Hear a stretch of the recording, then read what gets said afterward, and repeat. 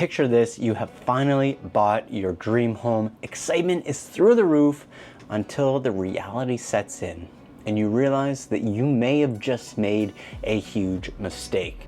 Today, I'm gonna go over the 5 types of homes that you are gonna regret buying in the GTA. These aren't just some random tips for you. These are actually based off of some real life examples that we have gone through with some of our clients. And trust me, these mistakes can cost you big, and they're things that you might look back and say, I really should have been more patient when going through my home buying journey. If you need some guidance when it comes to buying your first home or taking that transition from your first to your next home, you can always text me at the number here on screen, or if you want, click the first link in the description box down below and book a one-on-one consultation call with me where we can figure out what it is you're looking for in the real estate market. The first thing I'm going to cover here is extremely important, but stick around for the whole video. The first and the last are my favorites that people tend to forget the most. So the first one here is a home in a bad location. Now you might say, yes, Mike, this is very obvious. Don't buy a home in a bad location. So we have actually transitioned through a bunch of different markets here in the GTA, some that have had a lot of pressure put on the buyers to act quickly. And then currently, the market is allowing you to take your time and be a little bit more present and precise with the homes that you're actually looking at. When it comes to making the move, ultimately, a bad location can be defined in several different ways. High crime rates, maybe it just doesn't fit your MO and what you were originally looking for, but the home itself makes you pull the trigger. So for example, I worked with a client, they loved the home, it checked a lot of their boxes, it had a pool, it was in a quieter street, but it was extremely close to a highway. Now they decide, let's just overlook the highway because we like the home, it's got the pool, it checks a lot of the boxes, so let's not worry about this one box that we weren't quite thinking about. Now, it didn't really allow them to enjoy that backyard that they really wanted with the pool, to experience a little bit more of that oasis. They ended up selling it a year and change later at a loss. Now, the market has changed, but did we talk about the highway originally? Absolutely. They decided that it was fine. We might be able to get over the highway. Now you have to go and resell your home. And some buyers ultimately might come in with the highway being a big issue and considering it more than you did on the purchase side of things. So what can you actually look out for when it comes to making your purchase here? Proximity to highways and trains. Trains are something that we all forget. There's a lot of train lines and they could be 5-10 miles away. But if you're in an area where there is a lot of open space and it's not really built up, you're going to be able to hear that train still. So something to keep in mind: lack of transit, lack of amenities in the area. So where's the closest grocery store? Where's the gym? Where are the restaurants located? These are all things that potential buyers are going to consider, and things that you should maybe consider as well when you're buying a home. Don't forget about that. And last but not least, when you see these big green spaces, look for those big old city signs on them. Have they been confirmed for future development in the area? Is there going to be construction? Is there going to be a condo, maybe a 15-20 story high rise that's going to be built right around the corner from you? All of these are potential issues or things that you might like in terms of making that purchase. Maybe you think it's going to add value to your home, so you're going to pull the trigger on it. Maybe you have no desire whatsoever in having the noise from that skyscraper being built. These are just some things that we tend to forget. My final thought here is ultimately the home you can find and adjust. So the location itself, you can't change that location. So really have location as a top priority. Otherwise, you really might regret your purchase. Before we touch on the second point here, finish watching this video, but once you do, check out our other video on the channel. Should be up in one of these top 2 corners here. Types of homes to never buy. Right now, we're talking about regrets, but there's just some homes you should not buy. So make sure you're well educated before your home search begins. The second thing I think is very important when it comes to the regret side of things is homes with poor renovations or DIY fixes. Everybody is an HGTV DIY expert, except for me. But you want to make sure when you are looking at a home, you're looking at it beyond what you can physically see, right? Yes, okay, great. You've got a home office, it's designed great, perfect. But what's beyond the walls? What is actually going to be the lifeblood of the home? So your electrical, your heating, your hydro, what are the main components of the home and what is the condition of them actually in? So I've taken clients through homes countless amounts of times where the kitchen is beautifully done, but the plumbing itself has not been replaced. You've got beautiful interiors that have been fully renovated, but then they've left the old electrical panel. These are things that you want to keep an eye on. It's easy to get distracted. And when we're going through a home, the buyers and myself are looking for two completely different things. When I'm going through a home, I'm not looking at, is the kitchen nice? We already know it's nice because you've booked a showing and you liked it based on the pictures. But we want to know, is there any leaks? Is the electrical, the heating, the hydro, that's stuff that I'm looking at on my end. For you, you're probably just looking more cosmetic. So understand your agent's looking at things differently and they're gonna give you their opinion based on that. So what can you really do here to protect yourself? Maybe check if there's permits. If a house you're looking at has some renovations that have been done recently, is there permits with the city? Were the permits pulled at all? Look beyond the surface once again. Fresh paint on baseboards, fresh paint on walls can be deceiving. Get into the internals. Is that AC new? Is the furnace new? Is the hot water tank rented or owned? If it's owned, how old is it? What do those windows look like? Has the seal been broken and there's a fog built up inside the window? These are major expenses when you're buying a home, all of which should be considered more than just that visual of the actual home. Kitchens and bathrooms can really pull the trigger in our minds of this is the home I want, but the cost to repair and fix other things that we've discussed here can really cause regret on the buying side of things. You can really mitigate this by having a home inspection. In today's real estate market in the GTA, home inspection is common on every single offer, and I recommend it to all my clients. We had one the other day do a home inspection. It was in a rural property with a well and a septic tank. Guess what?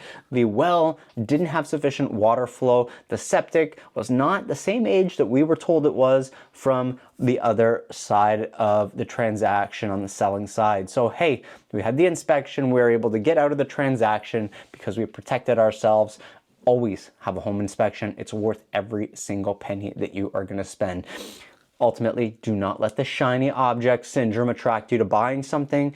Otherwise, regret can be heavy in the future for you. Now, the third thing that you're probably going to regret as a home buyer is a home that has an unmanageable commute. Let's say you've got two kids like myself. You want to get home from work every single day and you found the perfect house. You think, no big deal, 30-minute commute. It's not that big a deal. Now, if you have a 30-minute commute, that's an hour a day, 5 days a week. You got 5 extra hours of time that you are losing from doing other things. They could be spending time with your family, recreational activities, cooking dinner. It could be anything. Even if you don't have a family, it could just be 5 hours of your own time that you're losing sitting in your car. Ways that you can protect yourself here or prepare for if this is a commute you even have any interest in doing. Take this commute several times. Do it in the morning, do it in the evening, maybe do it in the afternoon before you pull the trigger on the property. Test out what that drive is going to look like. If you do this, you at least give yourself a better chance of knowing, okay, I'm interested in going forward with this property. Access to transit is extremely important, but you also want to know, is that going to extend the time for your commute? So do your research on what's close by. Do you have a TTC close by? Do you have a GO train close by? All of these are going to be more beneficial, potentially helpful on the resale side of things, but they might add to the elongated commute that you have. And third thing you can do is maybe see what the work from home situation is like. Currently, I know a lot of friends and family are having work from home being cut off and work wants you back in work, which makes a lot of sense. These office spaces are paying for leases at the moment and nobody's in them. So you got to work from home, but you got to get back into work eventually. These are some options you might want to consider if you're thinking of buying a property with an unmanageable commute here. You should make your life easier when you're buying a home. Don't let a commute ruin the whole experience here. So if you buy a home that has a long commute and you don't think you're going to be changing your employer anytime soon, I think you possibly are going to have some real regrets about this. The fourth thing I want to talk about here is homes that have ongoing costs. Buying a home is just not going shopping, paying for something and you're done. You have property taxes here. You have expenses on maintaining the property. Let's say it's winter. You need to shovel. You need to salt the driveway. You need to maintain your property. In the summer, you've got to maintain things like your leaves, your garden. There's just a lot to really consider when you're buying a home that's beyond just the ticket price. Some things that really add up after a while that people don't consider. One is property tax. You don't realize how quickly $3,000, $4,000, $5,000 a year adds up on your property tax bill. And this is ongoing year after year after year. And guess what? My property tax has raised up $500 in the last couple of years. So it's constantly increasing in a lot of cities as well. Toronto has recently decided to increase property tax, even though they have one of the lowest across Canada still. And it's another expense that you need to consider. Other things that you need to consider beyond purchase price of a home, your outdated systems. How old is the AC? How old is that furnace? If you're buying a home, maybe it has an older roof. You buy a home, you're looking at all of these exterior features. You might regret not looking into them a little bit more thoroughly, or not considering moving on to another property if there's a lot of big ticket items that need to be fixed.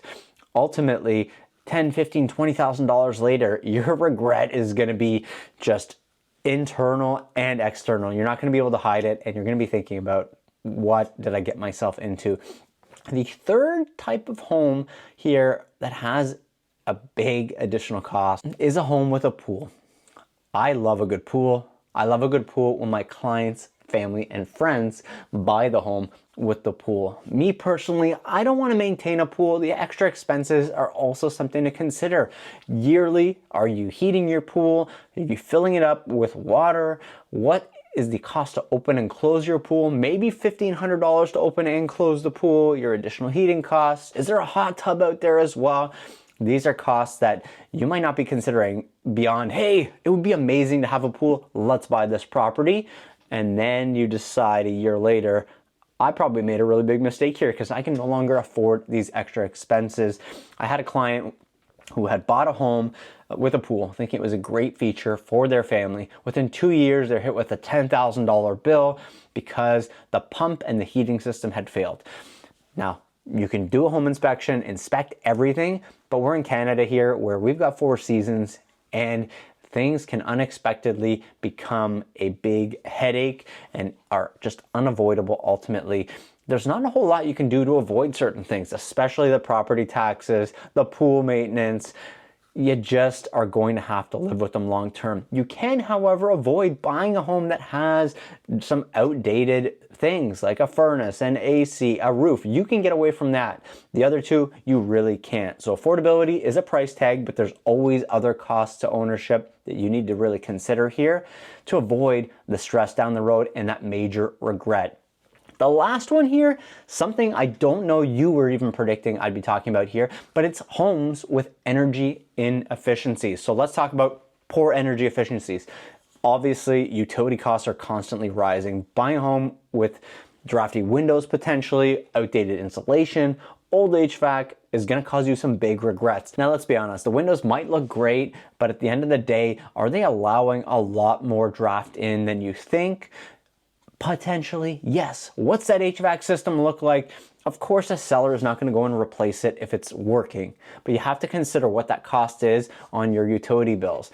Me personally, I have an older HVAC system. It hasn't quite kaput on me yet, but I know that cost is going to come whether it's in my utility bills or it's in the replacement of it in the near future. It's always something to consider when you're looking at the big grand scheme of things. And not many of us are hopping up into our attic to look at what that insulation is. They constantly change the insulation rating requirements for Ontario. Now, if you have an older home, it's changed over time. It doesn't mean you have to constantly update your insulation, but if you don't, you're going to be feeling it on the heating side because you're going to get that cold air that's just coming right through the insulation in your attic. So if it's outdated, this is going to cost you some extra cash. Doing an inspection on everything, having an inspector who specializes more on the energy audit side of things can help you identify where your issues may be. What I actually suggest is get the bills from the current homeowner. Get the bills for all of the utilities, figure out what your costs are going to look like, and potentially you see these bills and some of them are just a really big red flag compared to what you're currently paying in your home, and it might just cause some questions. Do we need to replace something? Maybe the insulation in the attic is no good. Maybe the HVAC system is no good. What's causing these to be so extremely high at the end of the day? An efficient home isn't just uncomfortable, it's expensive for a lot of people, and expensive beyond that ticket price. Now, you might regret buying a home that has these energy inefficiencies. At the end of the day, every single month, you're gonna get a bill that's gonna be higher and higher and higher than you expected, and that's just gonna cause you to need to replace some of the items here. So if you're thinking about buying a home in the Greater Toronto Area, today we have covered 5 different regrets that you might have when you are buying a home. I hope this video helped you in some way to make your decision easier when you're going through that process. There are some costly regrets. You may or may not have heard some of these before, but I hope at the end of this video, you have become more prepared to spot them as you're going through. If you want to chat about your real estate plans, you can always text me at the number here on screen or click the first link in the description box down below. I would be extremely happy to talk to you about your real estate journey and how I can assist you in that transition. Thank you so much for watching this video, and I'll see you in the next one. Bye for now.